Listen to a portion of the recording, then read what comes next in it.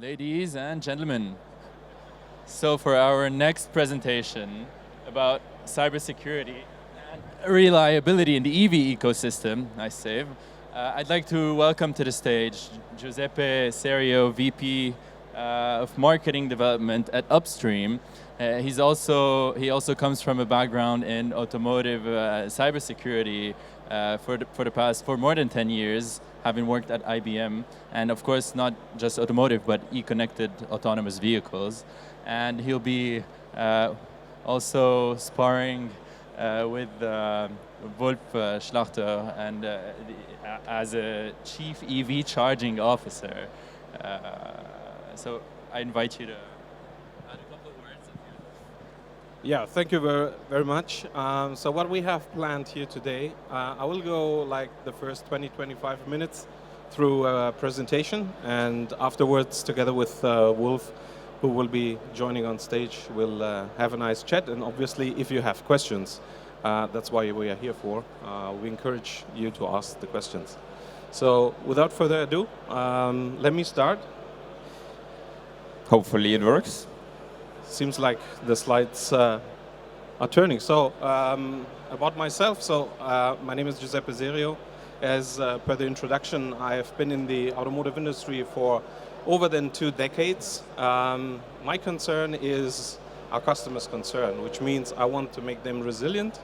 Resilient means they need to drive no matter cyber attacks, fraud, uptime, etc. And through my presentation, as you noticed, my background is in automotive, so what has automotive to do with EV and the EV ecosystem? Obviously a lot. It's the other side of the coin, and therefore I believe there's a lot that can be transferred, learned, shared, what happened in the auto industry a few years back when we faced the very same problem.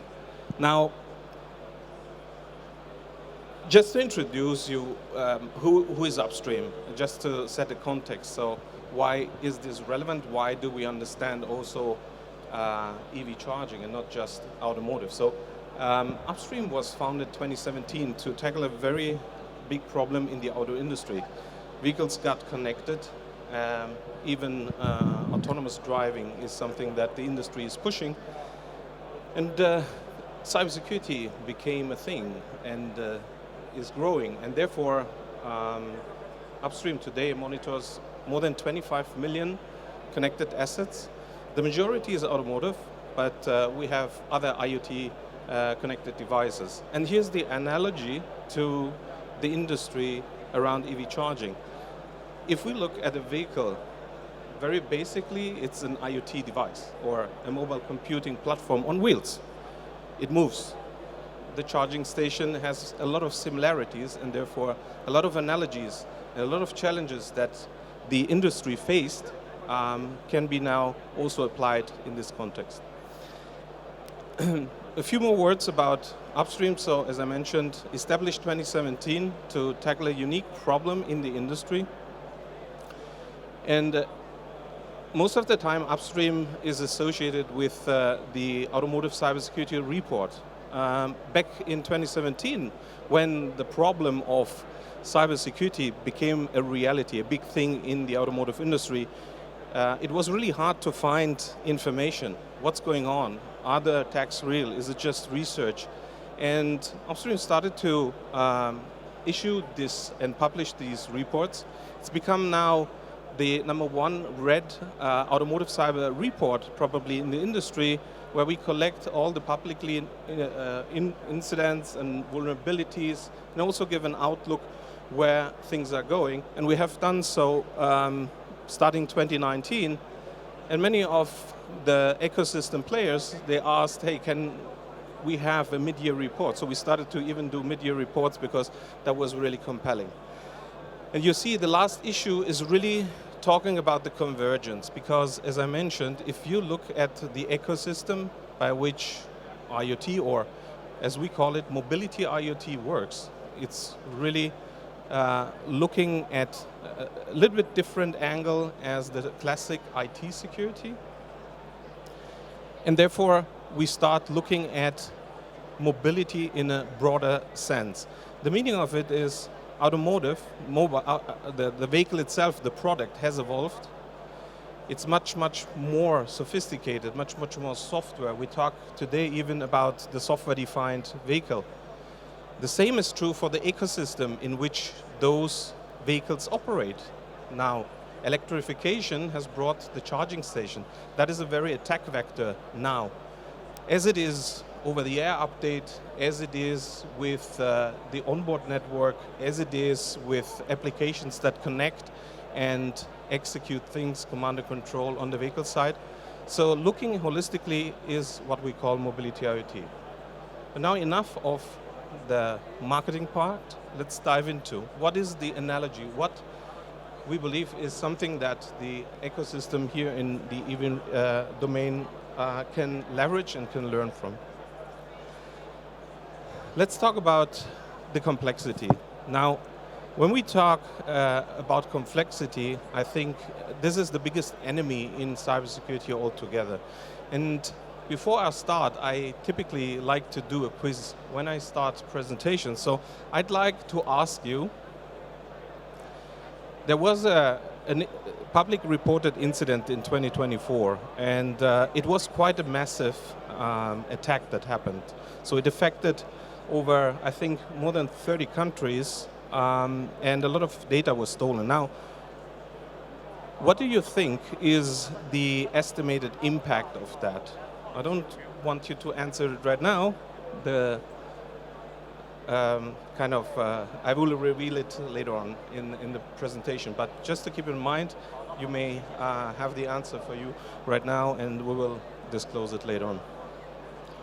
So as I mentioned, one of the important things is to look at the complexity. Now, if we were investigators, you would always look from a perspective of three things to be in place in order for a cyber attack to happen. Now, the first thing that you need, the first ingredient is always the opportunity to do so. Now, we know the EV landscape is growing, and therefore it's becoming bigger, and there is an opportunity. You need motivation. Now, the more infrastructure, the more this domain is growing, the more money is coming in, the more interesting it will become for attacker to look at, and this is exactly what's happening. And the third thing is, you can have the opportunity, you may have also the motivation, but what is really important is to have the means, so the skills and the tools in order to execute those type of attacks and the vulnerabilities that are in the devices, in the tools, in the charging infrastructure. So these three things need to come together in order for being appealing enough. And again, the more technology, the more software the ecosystem is deploying on those IoT devices, and not only on the device, as I mentioned, it's also the ecosystem that is relevant here, the more it will become attractive. And if we look at API, you see here also Gen API, it's also against the new technology. It's never ending. So cybersecurity is definitely nothing that you solve once and you're good. It's a daily arms race to keep up with the bad guys. Another way to look at the complexity is to look at the infrastructure. Now, the spectrum, and I would say any type of player in this ecosystem actually is relevant when looking at the potential exposure. And it can range from simple attacks to the grid, up to the application layer. And I believe what I'm hearing from this industry, what is really, really a big concern is the uptime. So if you cannot charge vehicle and you cannot offer charging, then this is obviously critical, because that is the very purpose of being in business. And I think this is one of the biggest takeaways that I want to convey, is that with traditional IT security tools, you can only go as far as it's possible. But with the evolving landscape, with the specific mobility use cases, which need a special treatment, which need also the ability to understand the context in which those devices operate, it becomes really hard to just copy and paste from the IT world. And this is a learning that the automotive industry has gone through. In fact, you would find very little IT standardized tools that are addressing automotive cybersecurity today.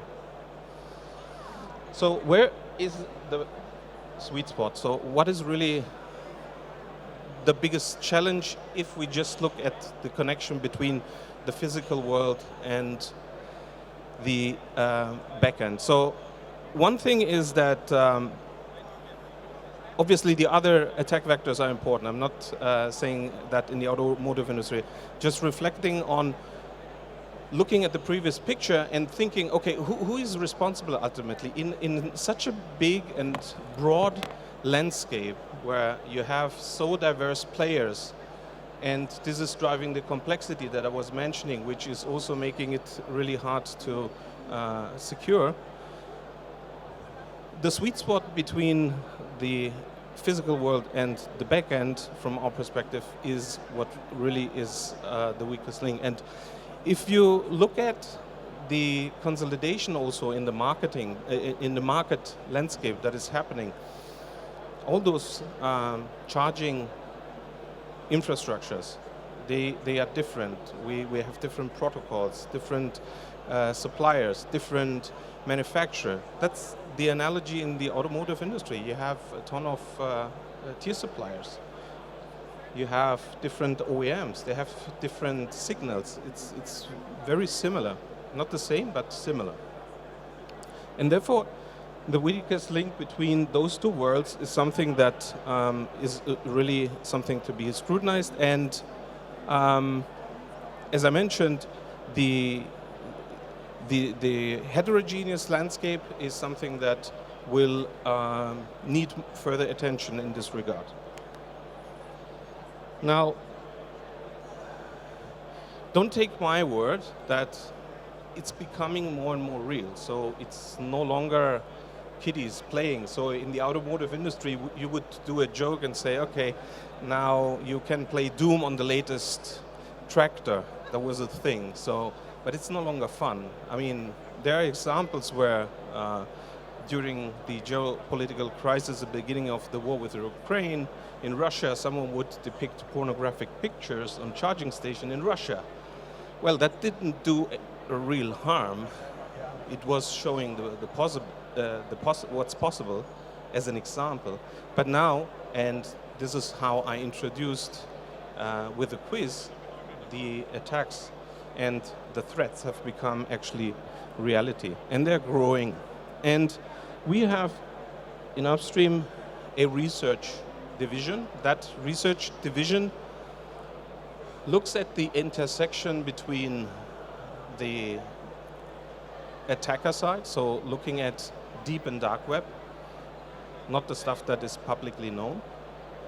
And we analyze what does it mean for a specific product, for example, a vehicle, for example, a mobility IoT device, a camera, an IoT camera, a EV charging station. And we connect the dots, and what you see here is an analysis that actually it's a global problem. It's not confined to a single country, and this is the research, as I mentioned, that was done by our teams, no matter if it's in the US or Sweden or UK, Switzerland, Japan, everywhere it's really relevant. Those attacks are something that we have materialized. And think of the Biden administration also recently in the US, mandating for more cybersecurity in the country.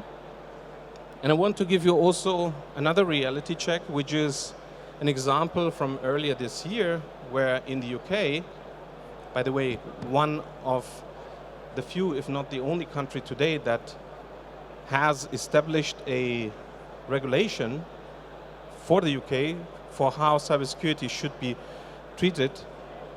And they have banned a CPO because they felt it was not secure enough. So this is, again, public information, which means you can have the best technology. If it's not perceived as secure, even from regulators, this can be a problem. Now, going back to the example with the data leak and the quiz. When we talk about cybersecurity, obviously it goes hand in hand with safety and also data privacy. And in the example that I mentioned, credit card information, PII information was stolen. This is very lucrative stuff. This is really what also attackers are after. They can sell it in the deep and dark web for a lot of money. So those records are very precious. And going back to the example, we started to look in the automotive world not only on the frequency, so how often and who is attacking what, but more and more we are looking at what is actually the impact. And when we define impact, we look at how severe is an attack. Is it carried out by a researcher, or is it really a threat actor? And we started to categorize. We started actually to do an inventory of threat actors, because we follow them very much as it is done in the IT with APTs. We follow them and we understand, can they do what they claim that they can do? It's important to have that type of information. So a lot of data, 100,000 of public charging station, as I mentioned, it was reported in TechCrunch. Now, going back to the number, to the quiz, how did we actually calculate? Because it was a publicly reported incident. So how did we do that? Now, nobody will reveal actually real numbers, but we tried to do some math by taking existing information. In this case, we took the information about the average cost of a data breach. Yes, I'm biased. I was 20 years in IBM, so we took that type of data. And the average cost in this case for the number of charging stations that was affected would add up to 36 million. On top of it, because PII data is involved, it would also have implication on the legal and regulatory compliance, which means there are fines which are with GDPR. So overall, and this is the solution, I don't know if you had the right answer in mind, it's actually north of 30 million. That's pretty significant. I mean, if we are new, and this is, I would claim, still an emerging industry with a lot of consolidation again, it's important to grow the business. Such figures can mean no more business, right? And very much like in the automotive industry, this is a big, big impact.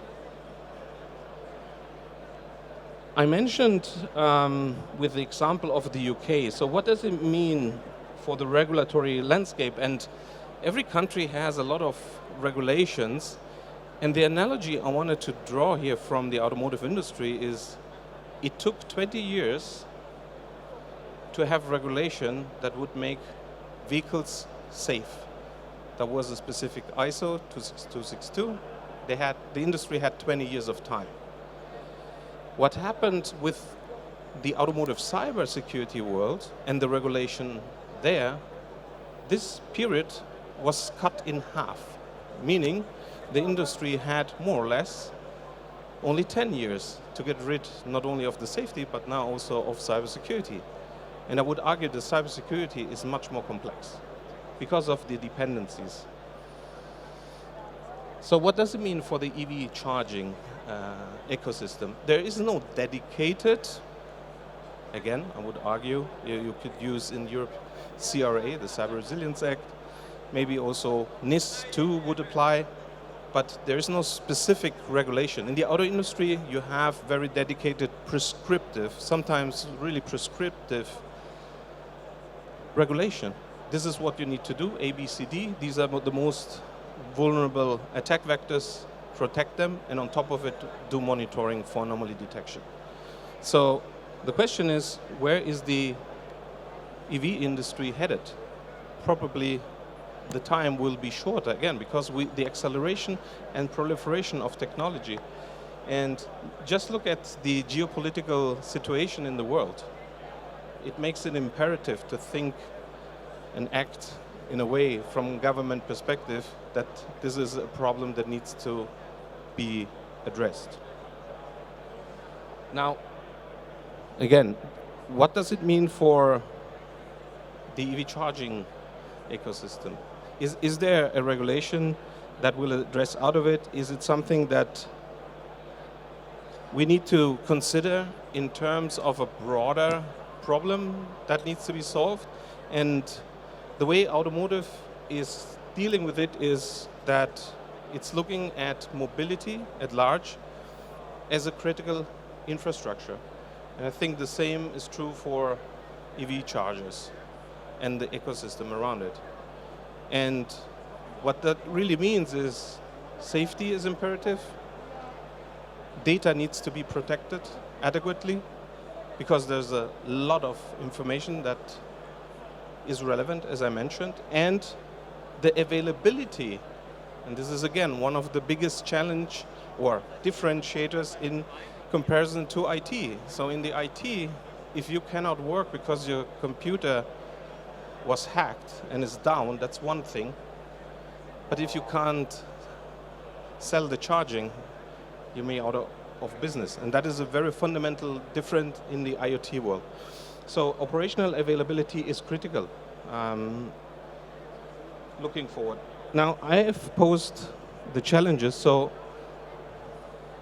I also want to propose what has the automotive industry thought of and how are they addressing the complex ecosystem in which vehicles are operating. Now, and again, I would argue that an IoT device such as the EV charger, the vehicle, they're analogous. So it's an IoT. And as such, an IoT device, in order to, it's part of the protection.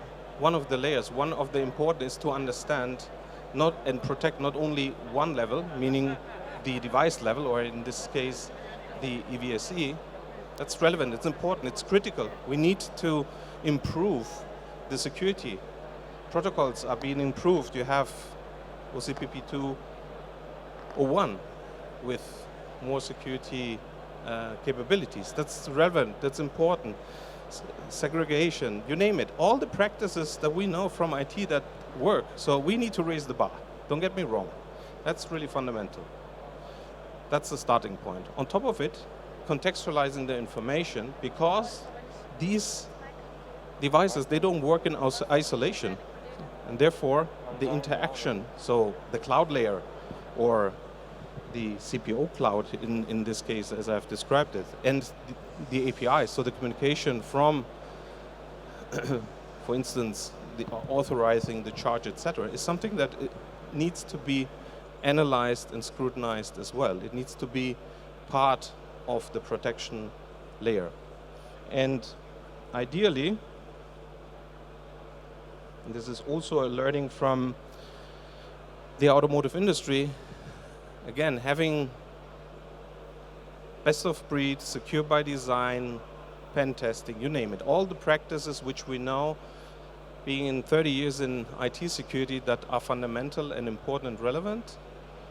This is something that needs to be also augmented with looking in the future, having the threat intelligence to be able to understand what is the next big thing, what are use cases that we need to be taken care of. Okay, so the way forward, and I'm almost done, my last slide, and I will ask you then, you can already come on the stage. So the question is, where is the EV domain located? Do we need a body very similar to the automotive world, where you have Auto ISACs? I've put here also Charin and other organizations which are interest group, and the question is, where exactly does it make sense? I'm not suggesting here anything. I'm just saying that in the automotive industry, the community came together because they understood that security shouldn't be competitive.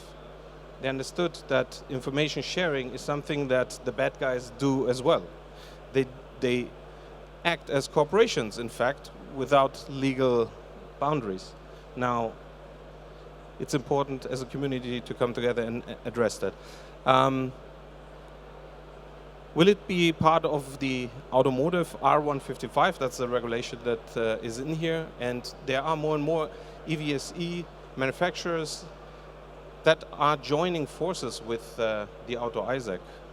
So again, I'm not advocating it should be, but food for thought. Maybe it's important as a community to think about where should we have a place to discuss and forward the cause of cybersecurity in this context. And with that, I will move to the questions and ask Wolf on stage. Thank you. All right, so let me start maybe looking in the audience. Any questions that we can address before we embark in a chat? Any questions? Oh, come on, guys. I have some experts in here in the auditorium, so no questions at all? Okay. Come on, Achim. You're the one of the... Oh, give it over.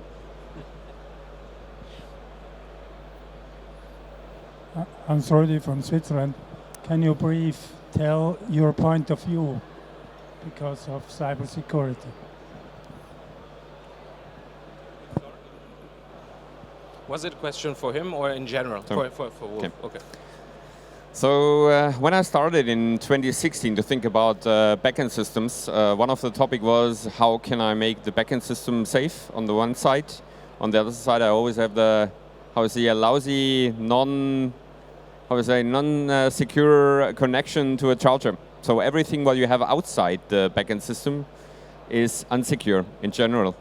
And this is, I would say, the first approach you have to think about, that everything what you adapt to your system is not safe. It's the same what you see on the automotive side a little bit as well, coming up. But it's not, I would say, what we see right now with API connectivity and so on coming up. I had a presentation this morning on backend systems, and then you have seen that, well, a backend system 10 years ago looked different to that what we have right now, because we have lots of connectivities to other systems. We have lots of interoperability topics, and so far the ecosystem is becoming more and more complex overall, and this causes lots of effort, and you need lots of, also experts on site, which a typical CPO did not have in general. So you have to hire people, you have to make the ecosystem, secure, and this is, the greatest challenge you have as a CPO or as an operator of chargers in the market, wherever you are worldwide. What I've seen in 2016, maybe you had 1 to 2 kind of attacks on your backend a year.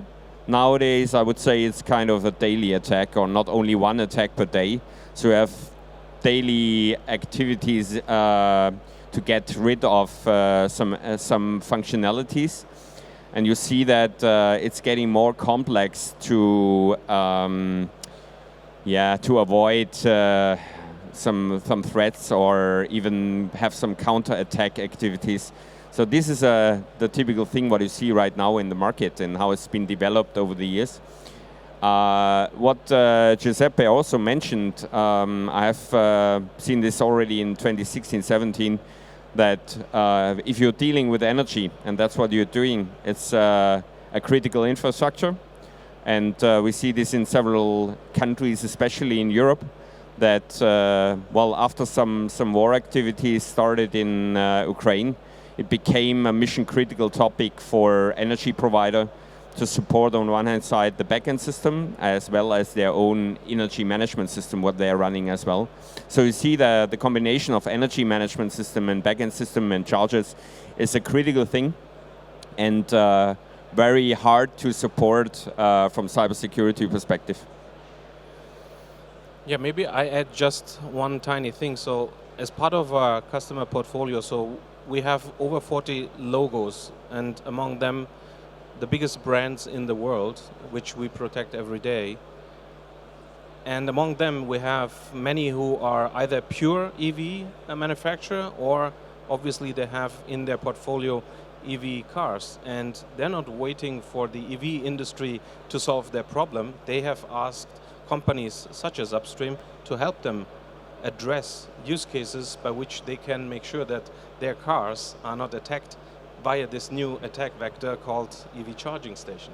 So the industry is moving ahead, and the suggestion to the industry would be to align with the OEM world, obviously. Coming back from one to the, come back to your question or your what we have seen in 2016-17, in very early times, there were some guys on Chaos Computer Club here in Germany, and they did some hacks on chargers, simply to put a coffee machine running on the charger, something like that, to show that it's possible. So from that point of view, I would say with talking about OCPP 1.5 and so on, we had a protocol which was at this time unsecure. And at the moment, what we see right now, on the one hand side, the charger manufacturer had to work on their hardware, as well as the backend providers to make the backend system secure, as well as the OEMs, so the car manufacturers, to make the car safe, say it like this. And what we see a little bit is a mix or a trouble coming up, because you could imagine that everyone thinks that he's providing the ecosystem, which is the leading one. And if you talk with 3 different players, then it's always complex. Who's in the lead and who takes care on the data? And we are talking at the moment only on data, which is transferred from A to B and from B to C and back to A. So this is the most important thing, where especially the whole ecosystem of EV charging must even work a little bit more close together, and not like, okay, I built something which looks like from outside quite secure, but if you combine it with third-party whatever API functionalities or interfaces, then it's automatically unsecure.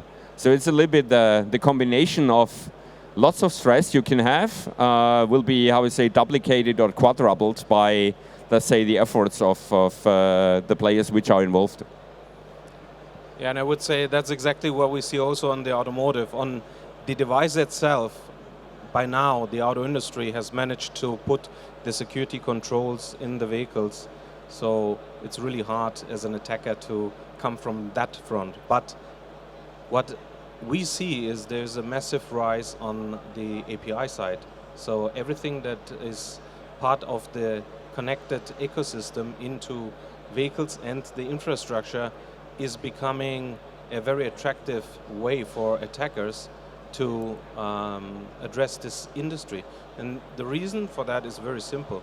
So a few years back, in order to do an attack on a vehicle, you needed a lot of domain knowledge, very special knowledge, and it took the most famous researchers in this, Jim Valasek, the famous GPAC, if you happen to know this case, was a pivotal moment. That's why regulation came in, because all of a sudden the industry couldn't fight the notion that it was possible to remotely hack vehicles. Now, what do you do with that today? So today, with those APIs, this is standard IT knowledge, and there's a lot of bad actors who are really experienced in that, and they don't need any knowledge of automotive.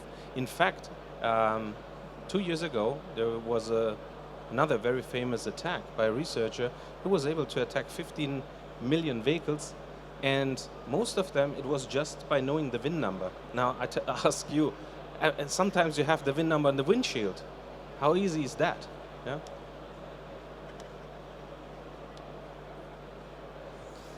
Yeah, that's current life in EV charging combined with cars, with the ecosystem. Do you see some more challenges coming up in the near future? Because we see, especially if you talk about energy is a mission critical topic, the collaboration with energy providers, suppliers, and so on, there are also backdoors existing which are not covered by cars and not by chargers. So how do you think about this? Because energy could be used as a weapon, say like this, killing transformers by sending the wrong protocols, whatever you could do. Do you see some developments in these activities as well?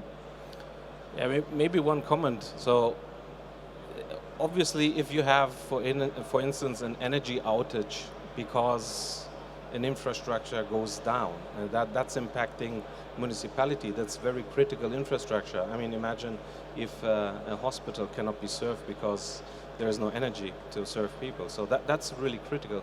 The question is if in the industry we know all the, what is really possible? What is the impact of me as an organization, even knowing what are the vulnerabilities that with my ecosystem, with my devices I'm bringing to the market. That's something that it's continuously something that needs to be explored. And the analogy here in the auto industry, sometimes after 20 years you spot that you have vulnerabilities in software which is 20 years old.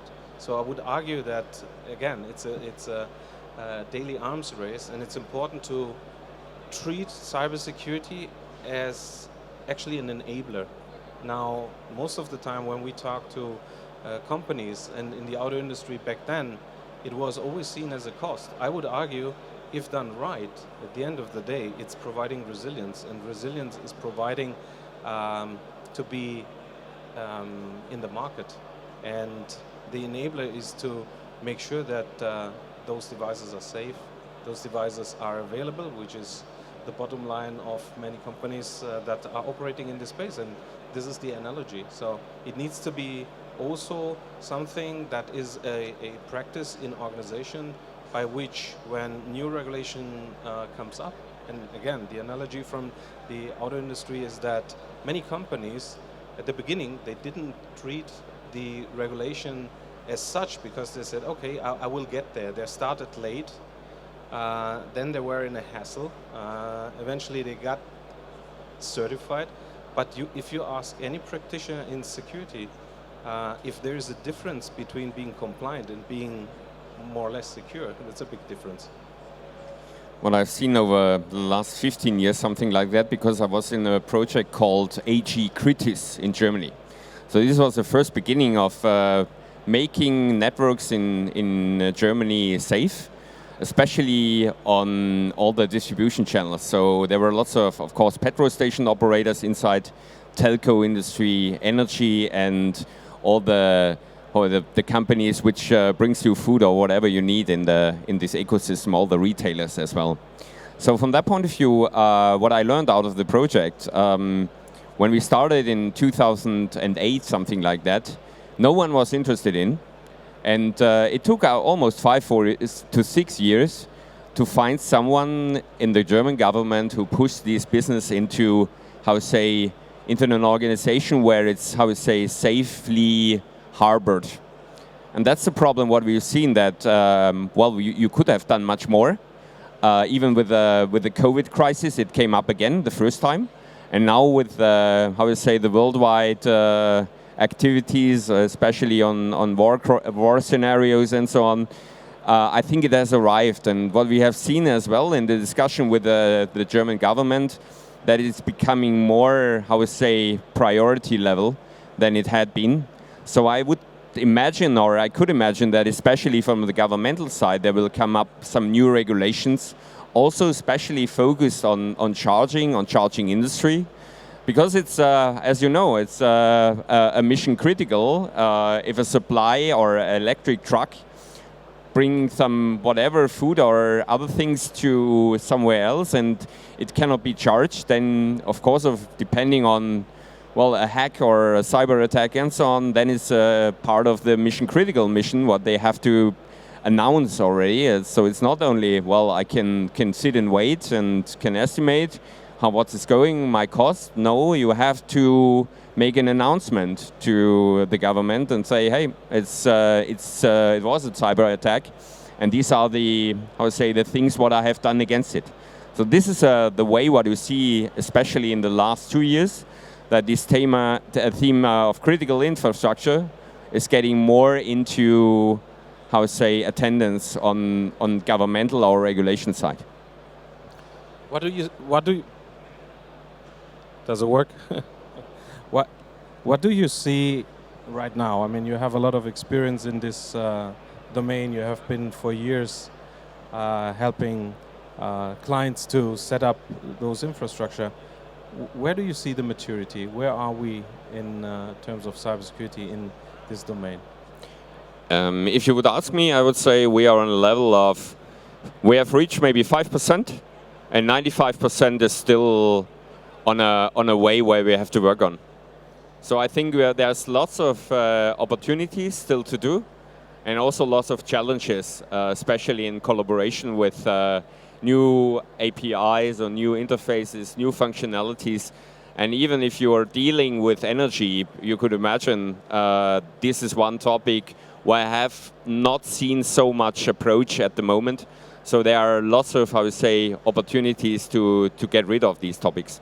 So this is one of my points where I see, especially combined with first AI approaches, could be, if someone wants to found a startup or something like that, I could imagine this could be a good idea for the next years to save or to secure some activities in this. So I'm surprised you're saying 5%. That's quite low. And how would you define those 5%? Is it because it's not a thing, or because it's too difficult, or because it's something that is scary? What is the reason? I would say from the importance level of a chief operating officer of a CPO, then we would say it's currently 5%, and 95% is bringing the services to the market. And the cybersecurity has this 5% stake, say it like this. Maybe he uses only 1% of his time on cybersecurity per day. So this is, I would say, the typical thing what you see in the CPO market right now. And what is your experience in terms of the teams in those companies? Do they even have that?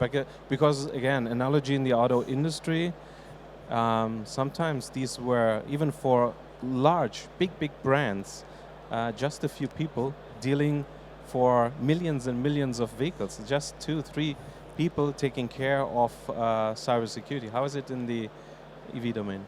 So I would say over the last 2 years or 3 years, it's getting better.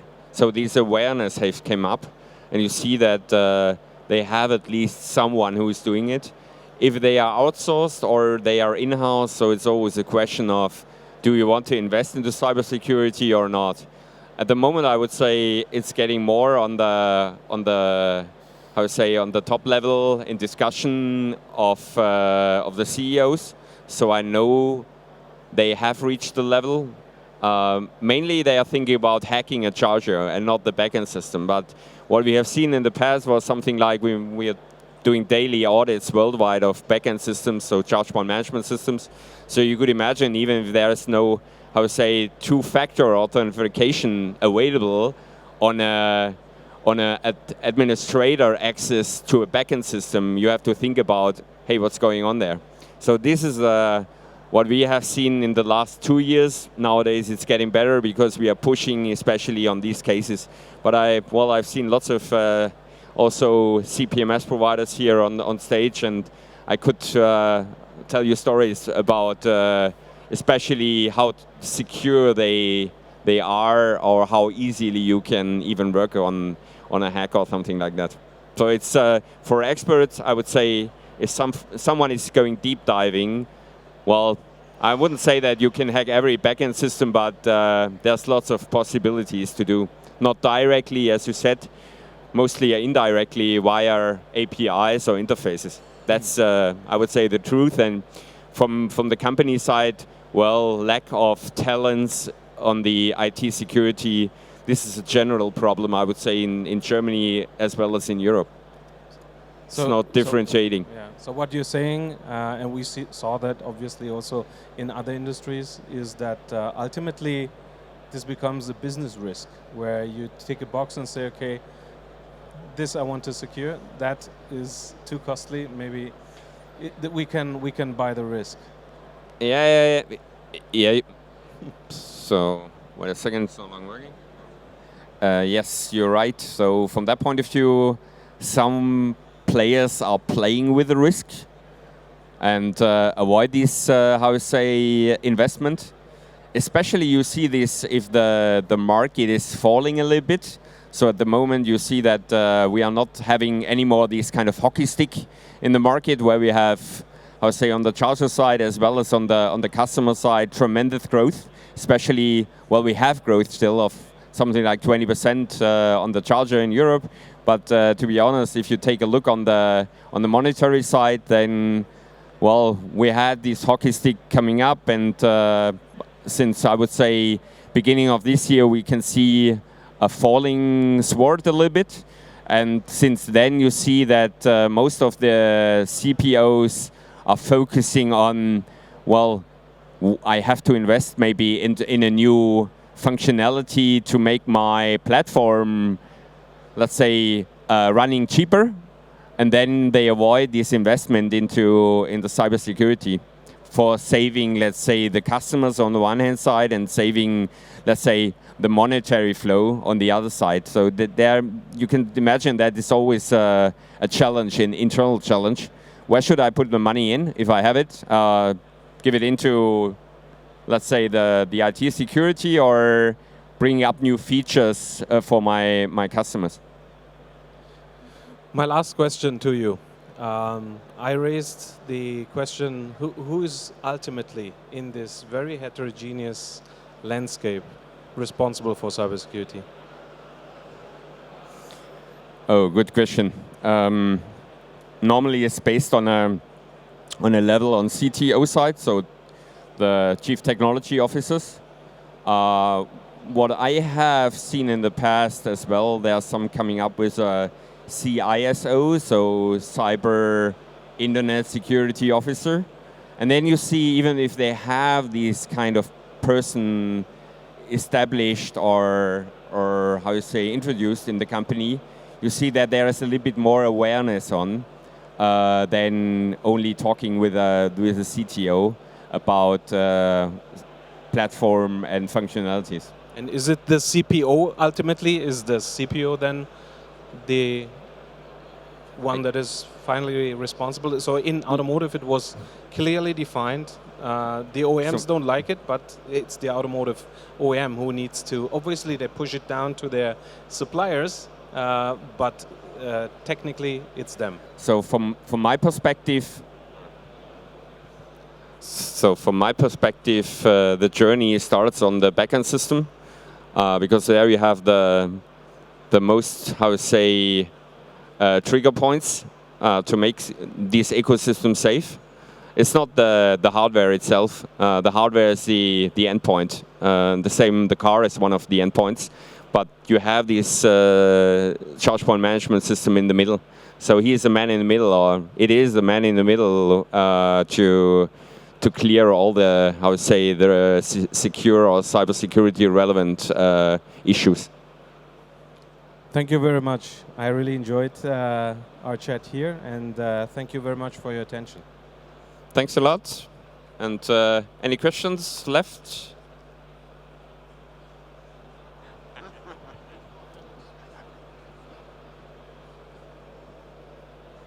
So I know that Achim Friedland will join this panel. Okay. When we look at charging station manufacturers, but also at car OEMs, we see that from a regulatory perspective, we have a lot of regulations for cybersecurity, but nobody enforces this. When I try to enforce this against some charging station operator. I fail because politics say, oh, no, no, no, we don't care about this. So what does it help that we talk about this when regulators and politics are not on our side? They are on the side of the attackers. I think this is a very relevant point. Ultimately, if there's no enforcement, you're arguing, does it make any sense to protect it? I have two answers for that. One is, ultimately, if attacks will succeed and you're out of business, then it should be in your own interest, despite regulatory compliance or not. Because again, I am a strong believer, compliance is one thing, making sure your business is protected is another thing. Now, again, the analogy to the automotive world, the regulation, they came into effect, I'm talking about the UNSCE, because that's the vast majority of countries. Other countries are following, like China just issued GBT, there is India, there will be US, they have their own standards. However, more or less, they all have the same path like GDPR, which was the blueprint for other privacy laws. Now, the analogy is that in 2022, it became effective. And in 2020, for all the new vehicle types, in 2024, it became effective for all the vehicle types. And guess what? This is public knowledge. So I'm not telling anything secret. The Porsche Macan, the Up, they were reportedly taken out of business because they were not able to secure the infrastructure. They were not able to make them compliant, number one. And I would argue that there are other models which all of a sudden were disrupted or displaced in continued sales very close to the date of the regulation.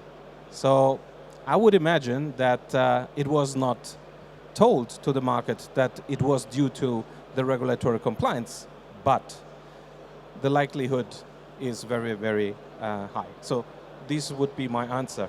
It's something that needs to progress. We need to play with it. It's relatively new, a little bit older in automotive. I understand it's very in the very infancy in EV charging. And the thing that we, as I mentioned, we started to create the report. We started to create the awareness. So we have an interest. We always, so in our mission, we have making smart mobility secure for everyone, and we believe in that. It's a community thing. That's why I was saying we need to share that information.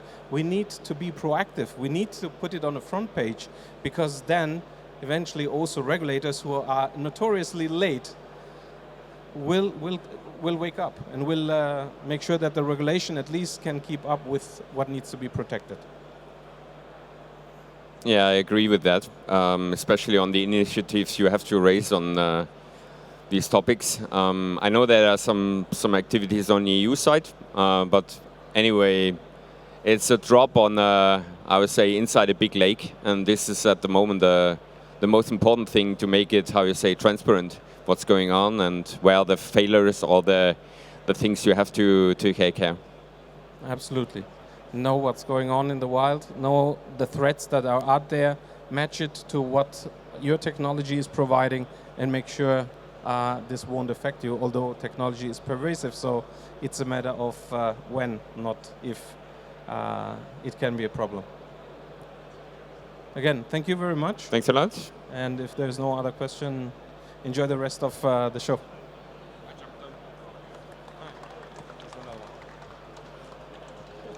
The megawatt experts, they started to have the same communication like CCS, and then they discovered that's not a good communication, then decided they will have a complete separate, which is very stable, and I wonder how the CCS works with always rising current at the long term. I think that's more a question for you. I would say we can talk hours about this, long discussion. From my perspective, well, where to start?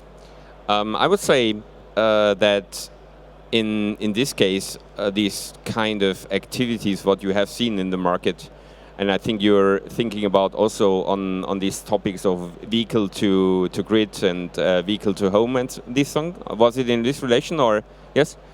So you could imagine that, especially if you think about an ecosystem which will be extended in the next 2-3 years into bidirectional charging activities and so on. This makes it even more complex because you have another topic on stage, which means you have to save everything what is at home.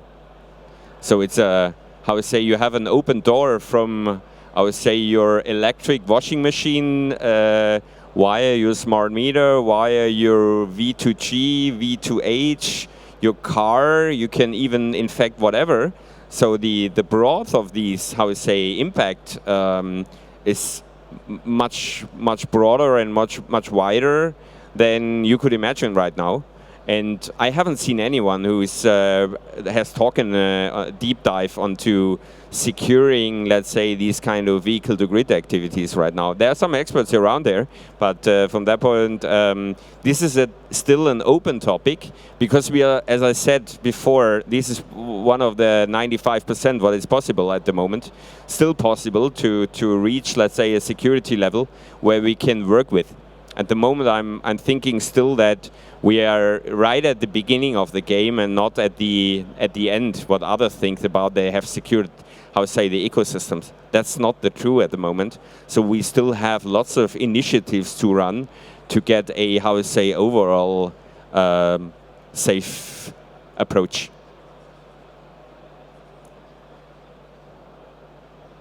So I think we're gonna end. We are in time, or Perfectly. perfect in time. So thanks a lot and enjoy the ICNC.